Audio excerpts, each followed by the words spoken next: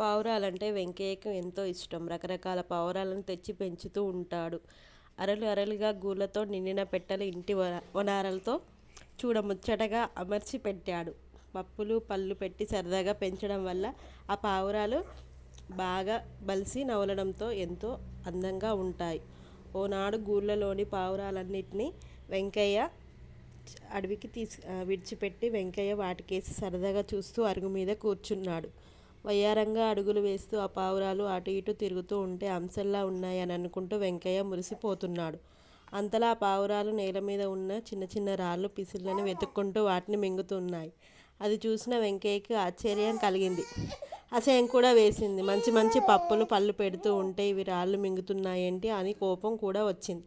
వెంటనే చీ, మట్టి తినే ఈ పావురాలను పెంచడం నాదే తప్పు అనుకుంటూ చేతుల్లో ఉన్న కర్రను వాటి మీద బలంగా విసిరాడు. కర్ర దెబ్బ తప్పించుకొని పావురాలన్నీ ఎగిరిపోయాయి. కానీ పావురాలతో పాటు రాతి పిసిళ్ళను మింగుతూ ఉన్న ఓ పిచ్చుక బలంగా దెబ్బ తగలడం వల్ల బక్కగా ఒరిగి పడిపోయింది. అయ్యా అనుకుంటూ దగ్గరికి వచ్చిన ఓ పావురంతో అంది ఆ పిచ్చుక బాధపడుతూ. మన బతుకు పద్ధతి ఇతడికి తెలియదు. అతడు పెట్టే పప్పులు పళ్ళు బలమైన ఆహారం తింటున్నాం, అవి జీర్ణం కావడానికి రాళ్ళు తింటున్నాం. ఇది మన తిండి పద్ధతి. ఆ విషయం తెలుసుకోక అతడు మనల్ని కొట్టి తరుముతూ ఉన్నాడు. ఇటువంటి తెలివి తక్కువ వాడి వద్ద ఉండడం మనదే తప్పు, ప్రమాదం కూడా.